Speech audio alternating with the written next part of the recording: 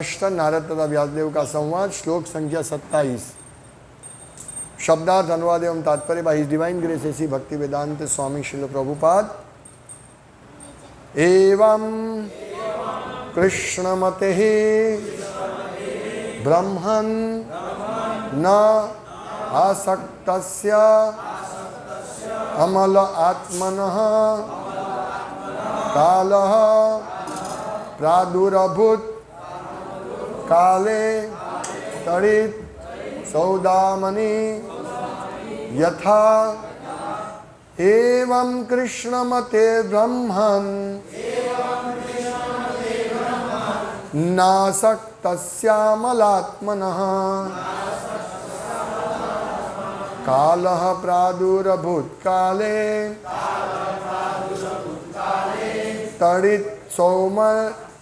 तड़ित सौदामणि यथा एवं कृष्णमते ब्रह्मन् नासक्तस्यामलात्मनः कालः प्रादुरभूत् काले तड़ित सौदामणि यथा एवं कृष्णमते ब्रह्मन् नासक्तस्यामलात्मनः कालः प्रादुरभूत् काले तड़ित सौदामणि यथा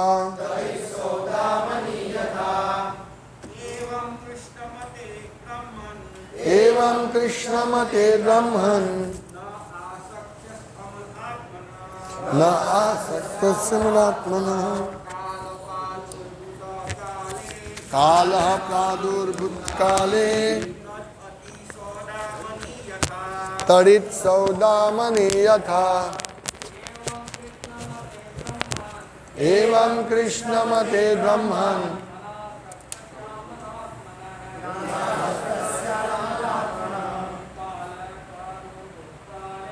कालः प्रादुर्भूत् काले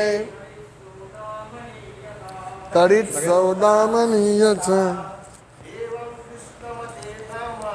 एवं कृष्णमते ब्रह्मन्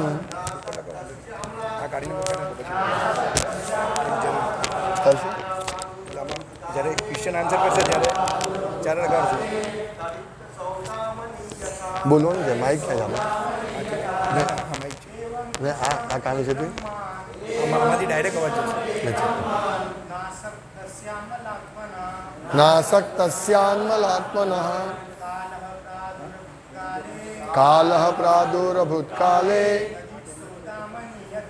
तड़ित सौदामणि यथा. माता जी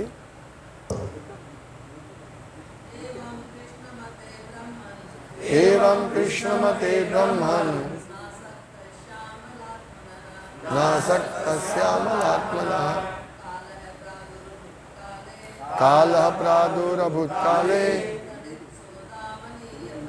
तड़ित सौदामणि यथा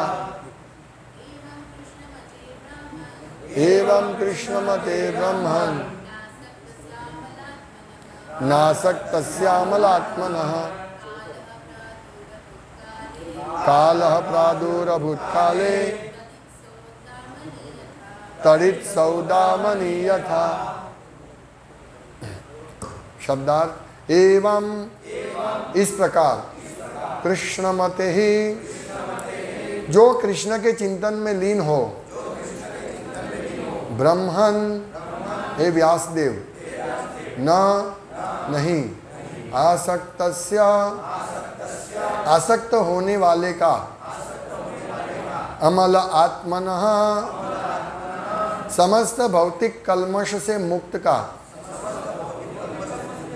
कालः मृत्यु प्रादुर्भूत दृष्टिगोचर हुआ, काले समय आने पर, तड़ित बिजली, सौदामणि प्रकाश करती हुई, यथा जिस प्रकार है.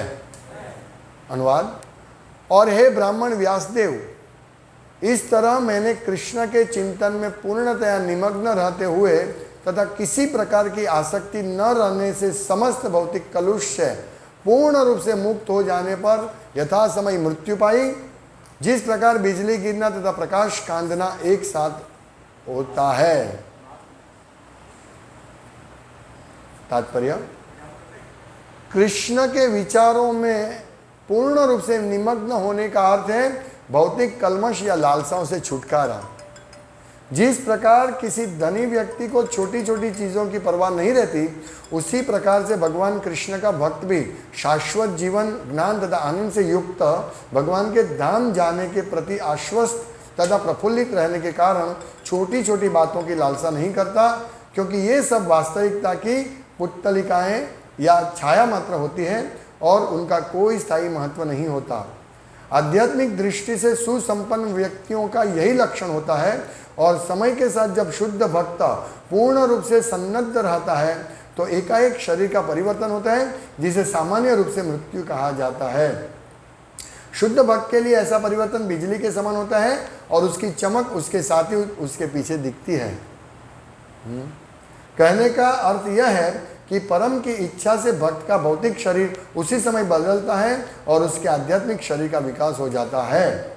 यहाँ तक कि मृत्यु के पूर्व भी शुद्ध भक्त को कोई भौतिक आसक्ति नहीं होती, क्योंकि उसका शरीर उसी प्रकार आध्यात्मिक बन जाता है जिस प्रकार अग्नि के संपर्क में रहने से लोहा लाल हो जाता है। ओम ज्ञानतिमिरान्धस्य ज्ञानञ्जनशलाकया चक्षुरुन्मिलितं येन तस्मै श्रीगुरवे नमः। श्रीचैतन्यमनोभीष्टं स्थापितं येन भूतले स्वयं रूपकदामह्यं ददाति स्वपदान्तिकं। वन्देऽहं श्रीगुरु श्रीयुतपदकमलं श्रीगुरुन् वैष्णवांश्च श्रीरूपं साग्रजातं सहगण रघुनाथान्वितं त्वं सजीवं साद्वैतं सावधूतं परिजनसहितं कृष्ण चैतन्यदेवं श्री राधा कृष्ण पादान सहगण ललिता श्री विशाखान्वितांश्च। हे कृष्ण करुणा सिंधो दीनबंधो जगत्पते गोपेश गोपिका कांत राधा कांत नमोस्तुते। तप्त कांचन गौरांगी राधे वृंदावनेश्वरी वृषभानुसुते देवी प्रणमामि हरिप्रिये। वाञ्छाकल्पतरुभ्यश्च कृपा सिन्धुभ्येव च पतितानां पावनेभ्यो वैष्णवेभ्यो नमो नमः। श्री कृष्ण चैतन्य प्रभो नित्यानंद श्री अद्वैत गदाधर श्रीवासादि गौर भक्तवृंद। हरे कृष्णा कृष्णा कृष्णा हरे हरे, हरे राम राम राम हरे हरे। हरे कृष्णा। एवं कृष्ण मते ब्रह्मन नासक्तस्यामलात्मनः कालः प्रादुर्भूतकाले तदित सौदामणि यथा। सौदामणि प्रकाश करते हुए। और हे ब्राह्मण व्यासदेव, इस तरह मैंने कृष्ण के चिंतन में पूर्णतः निमग्न रहते हुए तथा किसी प्रकार की आसक्ति न रहने से समस्त भौतिक कलुष से पूर्ण रूप से मुक्त हो जाने पर यथा समय मृत्यु पाई। जिस प्रकार बिजली गिरना तथा प्रकाश का कौंधना एक साथ होता है। ये नारद मुनि बता रहे हैं व्यासदेव को, भगवान व्यासदेव को बता रहे हैं कि किस प्रकार पूर्व जन्म में मैंने भगवान का दर्शन किया, लेकिन भगवान फिर तुरंत अदृश्य प्रकट हो गए। उन्होंने भगवान का चिंतन किया, उनका संग हुआ था शुद्ध भक्तों के साथ, इसलिए उन्होंने जो विधि बताई उससे उन्होंने किया तो उनको दर्शन हुआ भगवान का, लेकिन भगवान अदृश्य हो गए। भगवान अदृश्य हो, बहुत व्याकुल हो गए। अभी क्या करें? फिर हमने पिछले वीक देखा, मतलब देख रहे हैं कि भगवान ने धीर गंभीर और दिव्य वाणी से बोला कि नारद मुनि आप चिंता मत कीजिए। अरे सॉरी, आप नारद मुनि उस टाइम नहीं थे। आप चिंता मत कीजिए, मैं आपको मेरे प्रति व्याकुल बनाने के लिए मैंने अपना दर्शन निकाल दिया है। लेकिन जो व्यक्ति भौतिकता में लीन है, इंद्रिय तृप्ति के पीछे लीन है, उसको मेरा दर्शन नहीं होगा। थोड़ा भी उसकी भौतिक आकांक्षा होगी तो उसको मेरा दर्शन नहीं होगा, ऐसा भगवान ने बताया। लेकिन तुम्हें मेरा दर्शन इसलिए नहीं हुआ कि मैं तुमको और मेरे प्रति आकर्षित करना चाहता हूँ। ગુજરાતીમાં આપણે કે લોલીપોપ બતાવે, एक कंपैरिजन कि लो लो लड़के बच्चे को बोलते हैं चल तुम इतना काम करो मैं तुमको लॉलीपॉप दूंगा, तो इस प्रकार वो फिर लालयित होता है काम करने के लिए। तो ये उदाहरण इतना बंद नहीं है, लेकिन भगवान ने अपना झलक दिखाया, कृष्ण ने अपना सुंदर रूप दिखाया, सैल ऐश्वर्य पूर्ण। हाँ? सोचिए नारद मुनि को इनका दर्शन हुआ साक्षात, और दर्शन होने के बाद भगवान अदृश्य हो गए तो उनकी क्या हालत होगी। हमें कुछ मिलता, हमारे पास कुछ ऐसी चीज है, अचानक हमने बहुत बड़ा एकदम बहुत बड़ा समझिए हमारे घर में फ्रीज है, आज ही आया है नया नया फ्रीज लाया, सब बहुत खुश है, बहुत बड़ा 3-4 दरवाजा इधर आगे पीछे सब जगह। हाँ? फिर हम ऑफिस जाते हैं, ऑफिस जाके घर पे आते हैं तो देखते फ्रीज फ्रीज कहाँ गया, ऐसा हम कैसे हो जाते हैं। हाँ? कहाँ गया फ्रीज, इतना महंगा मैंने लाया था, इतना मेहनत करके पैसा कमाया, इसका 10-20 दरवाजे थे, कहाँ गया फ्रीज, ऐसा होता है ना। सोचिए मैं एक झलक दिखा रहा हूँ आपको, इसी अगर भगवान कृष्ण हमारे सामने प्रकट हो और फिर अप्रकट हो जाए तो हमारा कितना उत्कंठा बढ़ेगा, कितना उत्कंठा बढ़ेगा। हालांकि अभी हम वो कल्पना नहीं कर सकते हैं क्योंकि हम भौतिक कल्मश से भरे हैं, लेकिन नारद मुनि पिछले श्लोक में, कल के श्लोक में था विमदो विमत्सरा, विमदो अभिमान से मुक्त हो गए थे। ये कितनी बड़ी बात है, अभिमान। आज हमको जो परेशान, ये दो चीज बहुत परेशान करते हैं, मद और मत्सर। तो यहां नारद मुनि क्या, कालम प्रतीक्षण विमदो विमत्सर, मतलब वो विमत्सर हो गए, ईर्ष्या से मुक्त हो गए, और विमदो और अभिमान से मुक्त हो गए। ये कितना भारी काम है। विमत्सर और विमद होना बहुत बहुत उच्च कक्षा का काम है। हमें जो परेशान करे हमारे हृदय में, यही मत्सर, काम, क्रोध, लोभ, डिजायर, इच्छा, भौतिक इच्छाएं, ये लो वो लो, इसलिए हम लोग अशांत रहते हैं। भोक्ति मुक्ति सिद्धि कामी शकाली अशांत, ये अशांत क्यों है, हमारे हृदय में सब भरा हुआ है।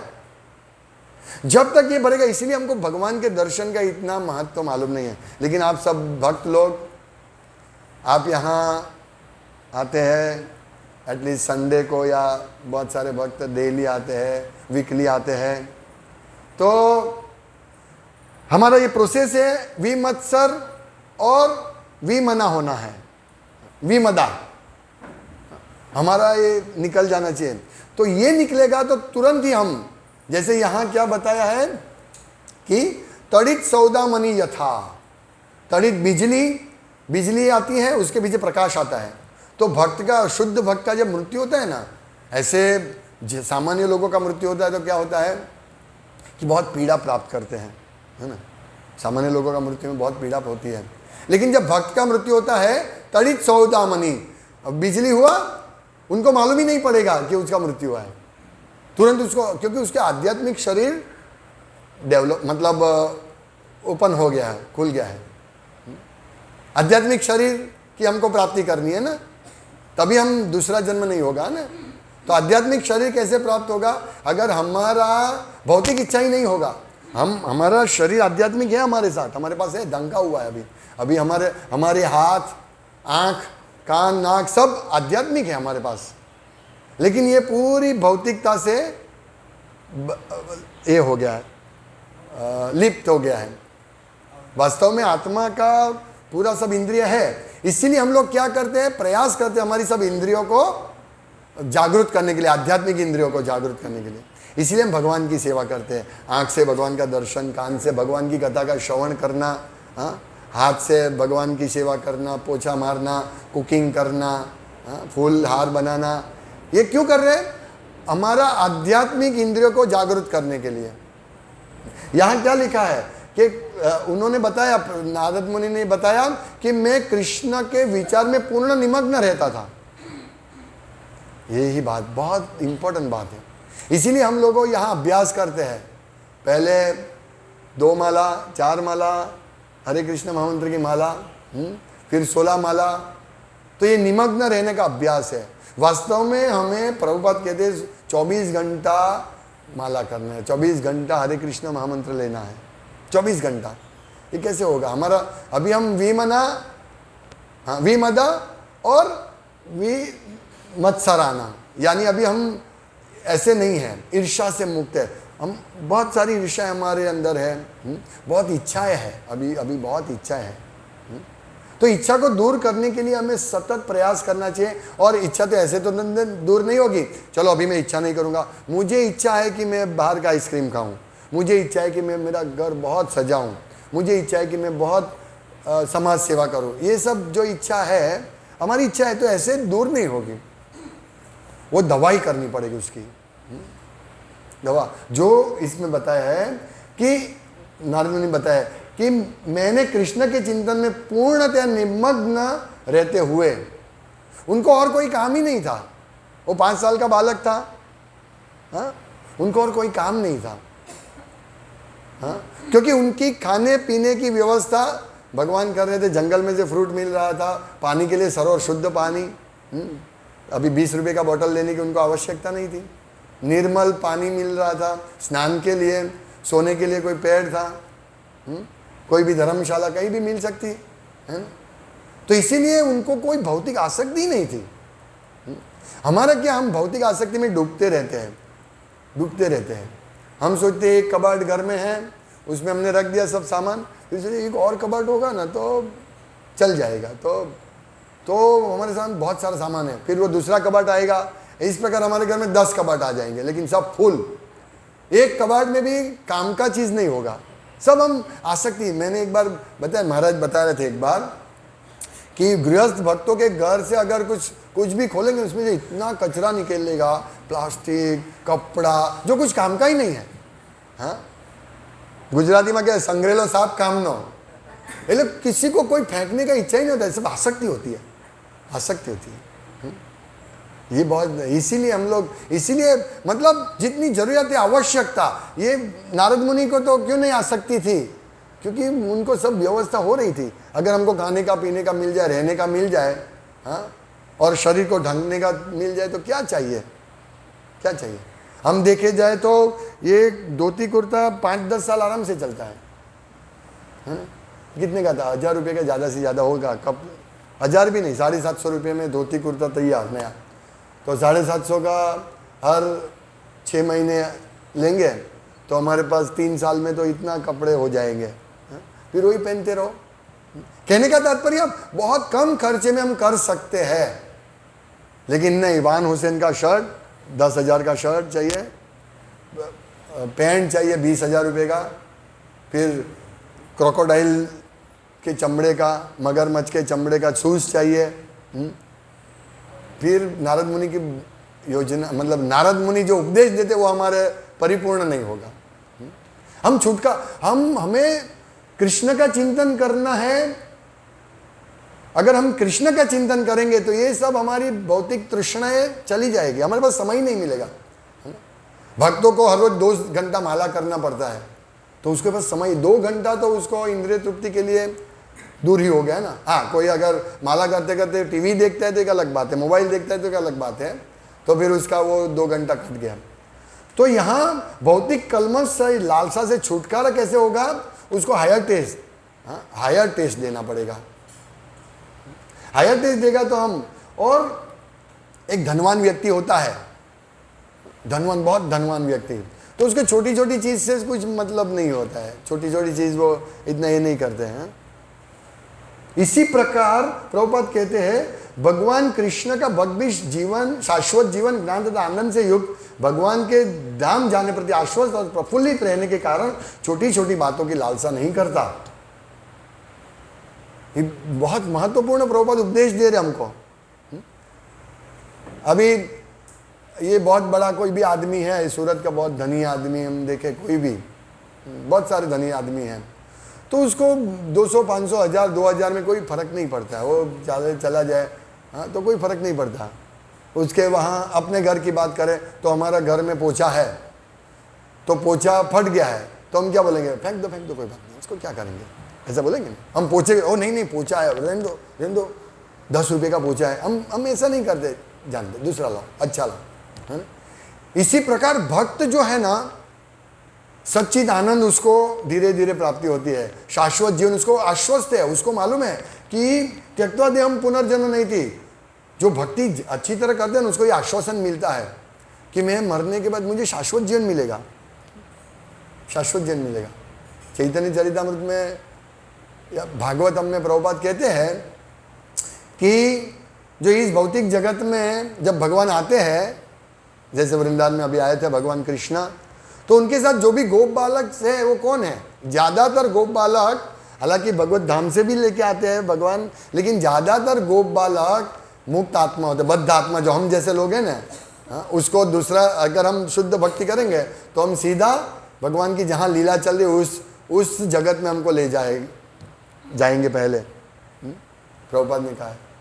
तो इस प्रकार भक्त आश्वस्त रहता है कि मैं जो भी सेवा करता हूँ, कृष्ण का चिंतन करता हूँ, स्मरण करता हूँ, तो उससे मुझे शाश्वत जीवन मिलेगा, पूर्ण ज्ञान, शाश्वत। इसीलिए वो छोटी छोटी बातों, थोड़ा ये मेरा आज इंसल्ट हो गया, आज मैंने उसका अपमान कर दिया, मुझे ये चाहिए वो सबसे मुक्त हो जाता है।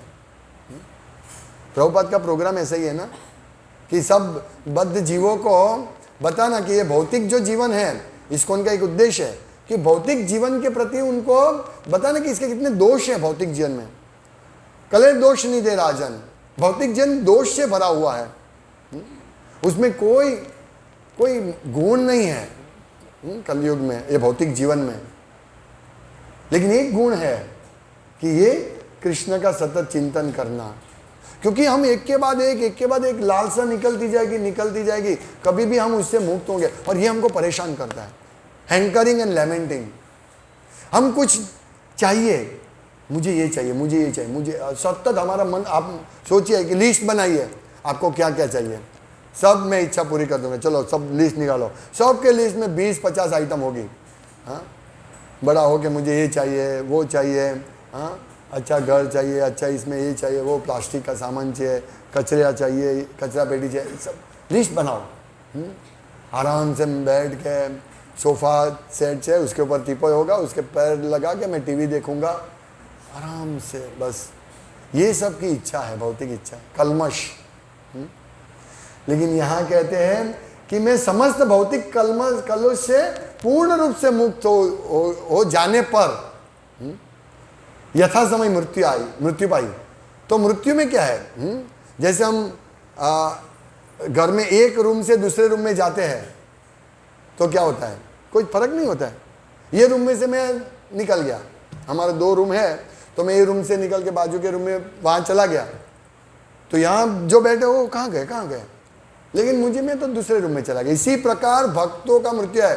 हाँ, जैसे बिजली आती है, बिजली गिरती है, उसके पीछे प्रकाश आता है, तो ऐसे बिजली गिरी, मृत्यु हुआ और हम प्रकाशमय जीवन की ओर, बस ये हमारा आश्वासन है, एकमात्र आश्वासन इस भौतिक जगत में भक्तों को। इसीलिए हम लोगों को भक्ति में ये बहुत बड़ा आश्वासन है भगवान की ओर से। तो हमें इस प्रकार से हमें इस भौतिक शरीर को इतना आसक्त नहीं रहना है। कोई हमारा अपमान करे, अमानी ना मान दे ना कीर्तनीय सदा हरि ही। हम हरि का कीर्तन कब? जब हमारा कोई अपमान करे, हाँ इसने मेरा अपमान किया है, तो हम हरि का कीर्तन नहीं, हरे कृष्ण वो उसने मुझे क्यों ऐसा बोला, अपमान किया मेरा, मैं ऐसा हूँ, मैं इतना अच्छा ही हूँ, हाँ मैंने क्या गलती है। कभी कभी हम बताते हैं कि भक्तों को कभी हम बताते हैं कि ऐसा मत करो, हरे कृष्ण, ऐसा मत करो, वैसा मत करो, हम भक्तों को कभी बताते हैं, तो भक्त लगता है, हृदय में लग जाता है, प्रभु क्यों ये प्रभु जी क्या ऐसे बोलते ही रहते हैं, ऐसे खड़े रहो, सीधा खड़े रहो, उल्टा मत खड़े रहो, मुंह में मत आंगली डालो, हाँ इत्यादि इत्यादि। वो એમને પ્રસાદ આપો ને હરિભર गया એમને रोको, ऐसा करते हैं वैसा करते हैं, तो ये हमारा हमें लग जाता है, हमारा अभिमान की वजह से ऐसा लगता है।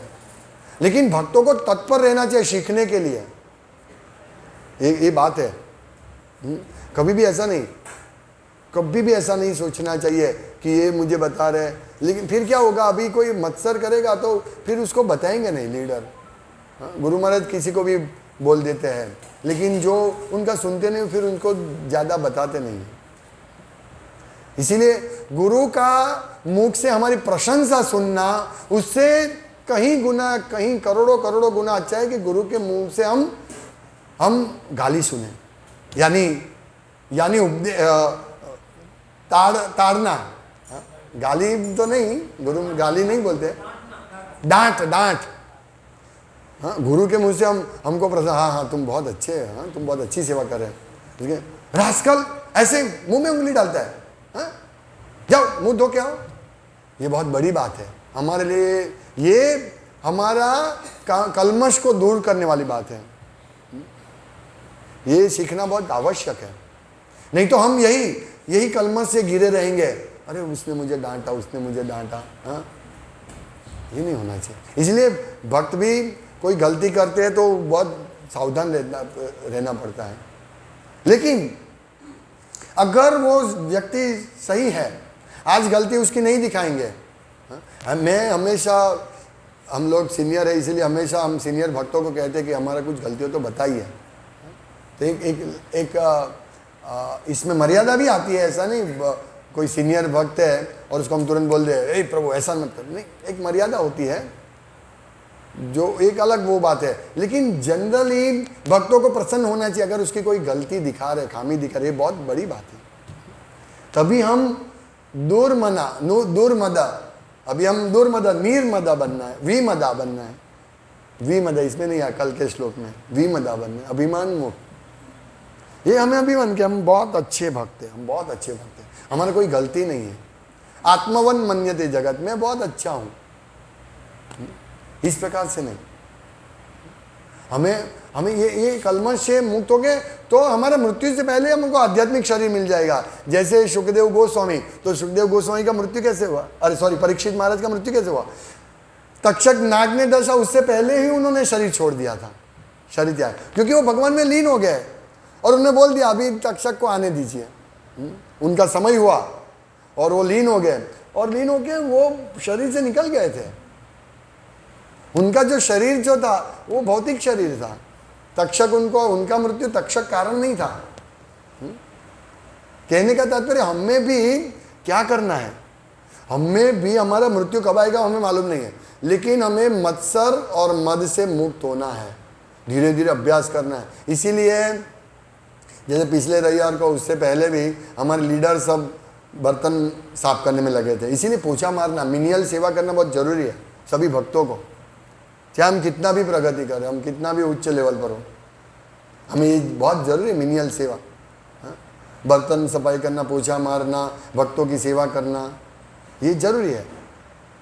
क्योंकि जैसे जैसे हम आगे बढ़ेंगे तो हमें कोई मिनियल सेवा नहीं बोलेगा, चलो प्रभु आप ये बर्तन मांजो, नहीं, कोई नहीं आदेश करेगा। लेकिन हमें सामने से जाके यस प्रभु कृपा करके मुझे ये सेवा दी। इससे हमारा मृत्यु से पहले सब निकलना है इससे बाहर। इसलिए साधना भी अच्छी करनी है। साधना को निग्लेक्ट नहीं करें, माया का पहला प्रक्षेप करते हैं। माया साधना हमारी ढीला करने का प्रयास करते हैं। इसीलिए जो भी सेवा करते हैं मॉर्निंग टाइम में अपना पति गई, हाँ, इसीलिए जब हम मॉर्निंग टाइम में साधना करते हैं तो बहुत ध्यान रखना पड़ेगा। कभी कभी भक्तों को साधना के टाइम में सेवा होती है तो सेवा करने के बाद जो साधना का समय अलग रखने का, ऐसा नहीं हलते चलते कुछ भी हमने जप कर लिया, रीडिंग कर लिया, ऐसा नहीं, समय निकालो अच्छी तरह। तो हम लोग, हाँ, जैसा व्यास पूजा रहती है, ऐसा बड़ा प्रोग्राम होता है तो मेरी रात को 12 बजे माला 16वीं होती है।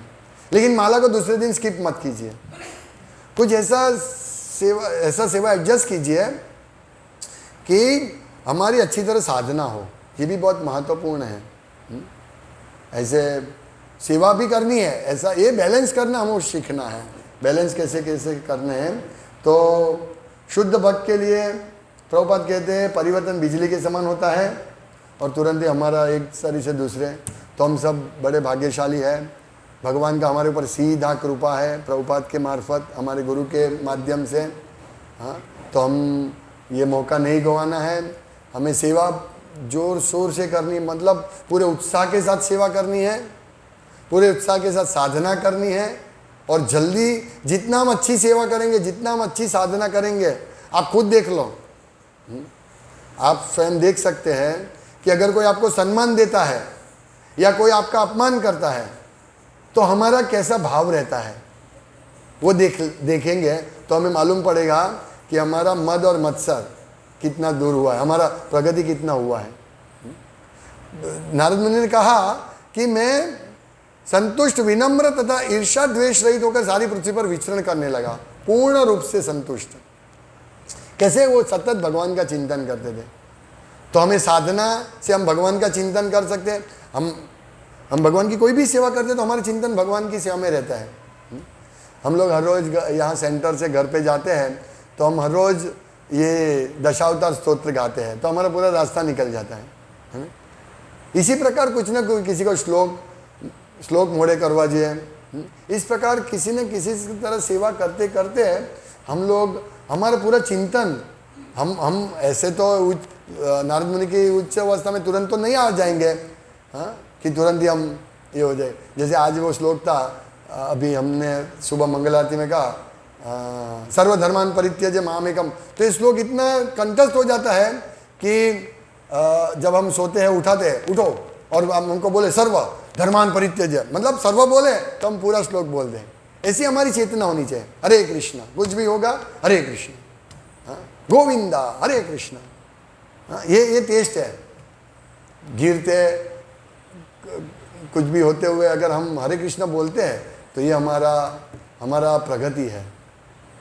इसलिए हम लोग बोलते हैं ना, गिरते तो पहले क्या बोले, क्या किया, क्या हुआ, अच्छा वो मैं गिरते समय भगवान का नाम बोल सका, ओ कृष्णा, है ना। ये महत्व, ये हमारी यही हमें ये लेवल पर जाना है। बाकी मत्सर, ईर्ष्या का, लालसा, द्वेष, अभिमान निकालना बहुत मुश्किल है। सच्चा अभिमान लाना, ये मैं तो कृष्ण का दास हूँ, दास को क्या है, नौकर को कुछ कितना भी गाली दो आप, कुछ नहीं, ठीक है साहब करूँगा, गधा दिखता नहीं है, इतना कचरा पड़ा है, हाँ, ओह ठीक है मैं कर, ये ऐसा हम नौकर है, हम कृष्ण के नौकर है, तो हमें कोई भी बोले तो क्या है, ठीक है।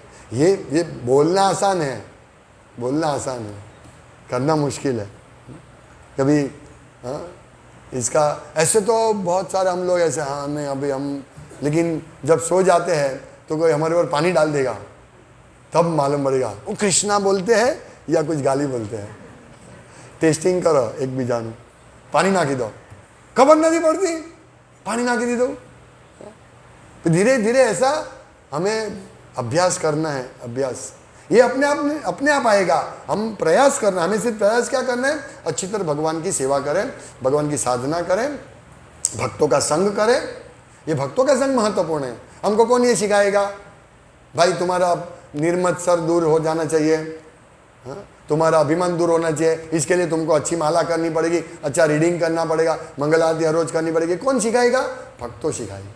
इसीलिए भक्तों का संग, इसीलिए इसको बोलते सत्संग। तो इस सत्संग से हमारा तड़ित सौदामणि यथा, बिजली की तरह, बिजली के बाद प्रकाश आएगा, ऐसे सत्संग से हमारा ऐसा होगा। मृत्यु के बाद तुरंत हम भगवान, हम यहाँ बैठे हैं, हाँ, और हम शुद्ध भक्त बन गए, मृत्यु हो गए तो आंख बंद हुआ, यहाँ हमारा आंख बंद है और हम वहाँ कृष्ण के साथ, कृष्ण हमारा स्वागत करे, आओ मैं तुम्हारी राह देख रहा था। ये श्लोक में बताया गया है। तो हमारे लिए प्रकाश है, भक्तों के लिए मृत्यु है ही नहीं। कितनी बड़ी बात, कितना बड़ा भगवान हमको वरदान दे रहे, आशीर्वाद दे रहे हैं। ये आशीर्वाद किसकी वजह से हुआ? प्रभुपाद की वजह से। प्रभुपाद ने हमारे ऊपर इतनी कृपा की कि आज हम गुरु के शिष्य बन गए। एक हमारे पास गुरु है, यहाँ 2-3 कुत्ते हैं। एक तो बहुत अच्छा, मतलब किसी धनी के पास कुत्ता हो ऐसा कुत्ता है यहाँ, लेकिन उसके गले में पट्टा नहीं है, उसका गुरु नहीं है, मास्टर नहीं है, इसीलिए किसी के लात खाता है, भागता है, कोई खाना दे नहीं दे, हाँ? और दूसरा गुरु, बहुत सारे कुत्ते, अब तो लोग घूमने हम घर जाते हैं, बहुत कुत्ते लेके आते हैं पट्टा, वो टट्टी करता है और उसका मालिक उसका हाँ खुश होता है, देखो मेरा कुत्ता टट्टी कर रहा है। ऐसे कुत्ते हैं, हाँ? जो खाना है बिस्किट, हाँ, कुत्ते का बिस्किट, जो भी उसको चाहिए वो मिलता आता है। वो मैंने बताया, मेरे फ्रेंड का कुत्ता बीमार हो गया, पूरा घर उदास, वो कुत्ता बीमार हो गया, तो ऐसे भी कुत्ते हैं जिसके मालिक है, वो मालिक कुत्ता है इसलिए उसको कोई चिंता नहीं है। हमारे भी मालिक है, हमारे गुरु हमारे मालिक है ना। तो इसीलिए हम लोगों के गुरु के पास आश्रय में जाना है फटाफट, और गुरु के आश्रय में जाना यानी गुरु के आदेश का पालन करना, ये महत्वपूर्ण है। हमने दीक्षा ले ली है, 25 साल से दीक्षित है, 20 साल से दीक्षित है, मेरा तो दीक्षा हो गया प्रभु, हो गया, अभी कुछ प्रॉब्लम नहीं, वो नहीं। गुरु ने क्या बताया, वो आदेश का पालन किया। प्रभुपाद ने अपने गुरु के आदेश का पालन किया। कितने बड़े थे, 70 ईयर्स ओल्ड, 70 साल की उम्र में, वैसे तो गुरु के हमेशा स्मरण करते, लेकिन 70 साल की उम्र में आदेश का, अभी तो मैं बहुत बूढ़ा हो गया, अभी क्या कर रहा हूँ, कैसे गुरु का आदेश का पालन कर सकता हूँ, सुबह जल्दी नहीं उठ पाता हूँ, मंगल आरती नहीं कर रहा हूँ, ऐसा नहीं। गुरु ने आदेश दिया है, गुरु मुख पद्म वाक्य चित्ते ते करिया क्या, आर ना करिए मने आशा। तो इस प्रकार हमें ये करना है, और कोई हमारी आशा नहीं होनी चाहिए। हम गुरु के मुख कमल को, यही उनका आदेश को हमें पालन करना है। तो ये वास्तविक शिष्य है, जो ऐसा नहीं दीक्षा मिल गया मैं शिष्य हो गया, ऐसे नहीं, ऐसे नहीं। हमें वास्तव में बहुत कड़ी मेहनत करनी पड़ेगी, नारद मुनि की तरह। नारद मुनि ने सतत संग किया, दीक्षा लेने के बाद भी उन्होंने कितना प्रयास किया भगवान को प्राप्त करने का, तब तुरंत भगवान मिले ना। हम, हमारे लिए भी ऐसा ही, नारद मुनि का जो आख्यान है, भागवतम का जो आख्यान है, हमारे लिए है, हमें उपदेश देने के लिए है कि आपका भी ऐसा हो सकता है, चिंता मत कीजिए। भागवतम ऐसा नहीं कि हम सबका नहीं होगा, सबका होगा। इसीलिए सबसे पहले शुद्ध भक्तों के शरण में जाना है, शुद्ध भक्तों का संग करना है, और उसमें से एक भक्त को हमारे गुरु बनाना है, ये बहुत जरूरी है। तो जितना भी, जिनका भी भक्तों का दीक्षा नहीं, उनको ये ध्यान रखना है कि मैं गुरु के शरण में कब जाऊं, और जिनका दीक्षा हुआ उसको ध्यान रखना है कि मैं गुरु के आदेश का अक्षरशः पालन कैसे करूं। हरे कृष्ण। तो हमें हमारे शरीर को पहले ही लाल बना देना है। जैसे लोहा है, लोहा अग्नि में डाल दो तो एकदम लाल बन जाएगा, फिर लोहा नहीं, वो आग है। इसी प्रकार हमारा भौतिक शरीर है, लेकिन इसको कृष्ण चेतनामय बना दिया, कृष्ण भावनामय बना दिया, तो फिर ये भौतिक शरीर नहीं है, ये दिव्य शरीर है। क्योंकि हम पूरा शरीर का उपयोग ही भगवान की सेवा के लिए कर रहे हैं। और दिव्य इंद्रिय का मतलब ही है, हमारी जो दिव्य इंद्रिय है ना, वो दिव्य इंद्रिय जो ढंकी हुई ना, वो कैसे आगे आएगी, जब हम भगवान की सेवा में लगाएंगे। तो हमारी इंद्रिया भगवान की सेवा में है, यानी हम अभी लोहा नहीं है, अभी हम आग है। अभी हम भौतिक व्यक्ति नहीं है, हम दिव्य व्यक्ति, क्योंकि हम बोलना, सुनना, देखना, सूंघना, स्पर्श करना इत्यादि जो भी क्रिया है, वो सब क्रिया कृष्ण भावनामृत में करते हैं। कितना सरल है उपदेश, कोई बड़ा उपदेश नहीं है। तो इस प्रकार हमारा इंद्रिय का विकास होगा और हम भगवत धाम जाएंगे। हरे कृष्णा। कोई છે ઝૂમ પર આજે બહુ ઓછા છે? अच्छा अच्छा, ओके। कोई प्रश्न? ओके, टाइम થઈ ગયો। प्रश्न છે?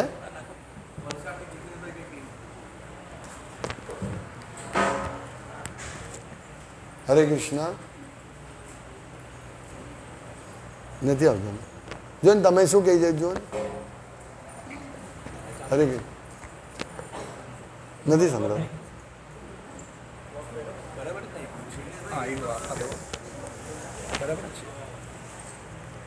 हरे कृष्ण। हाँ बोलो।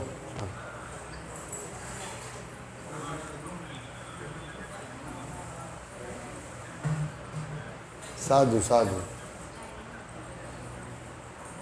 Okay okay okay, thank you very much કે તમે આ રીતે સાંભળો છો, અને આ સેવા એ બી બહુ મહત્ત્વની છે, ભગવાનને ઉપદેશ સાંભળો। આજે અવાજ સ્પષ્ટ હતો? એકદમ સ્પષ્ટ હતો ને આ માઇકને કારણે? Okay, thank you. હા બસ બસ, તમે આ રીતે સેવામાં લાગો અને વલસાડને જબરજસ્ત બનાવી દો। બધા વલસાડના ઘરે ઘરે પુસ્તક પહોંચાડી દો, અને વધારે વધારે ભક્તોને લાવો આપણા નવા સેન્ટર ઉપર, બધાને પ્રસાદ ખવડાવો, બધાને ભાગવતમ આપો, ભગવદ્ ગીતા આપો, વાંચતા કરો। તે પહેલાં જે બધા 25 ભક્તો છે તે પણ રોજ ભગવદ્ ગીતા વાંચો, ભાગવતમ વાંચો, ચૈતન્ય ચરિતામૃત વાંચો। બહુ મહત્ત્વપૂર્ણ ઉપદેશ છે। ચૈતન્ય ચરિતામૃત બહુ જબરજસ્ત ઉપદેશ છે આ બધા ત્રણે પુસ્તકોમાં, અને શિલ પ્રભુપાદના બીજા પુસ્તકોમાં પણ. હરે કૃષ્ણ. પ્રણામ. વાંચા કલ્પતરુભ્યશ્ચ કૃપા સિંધુભ્યૈવ ચ પતિતાનાં પાવનેભ્યો વૈષ્ણવેભ્યો નમો નમઃ.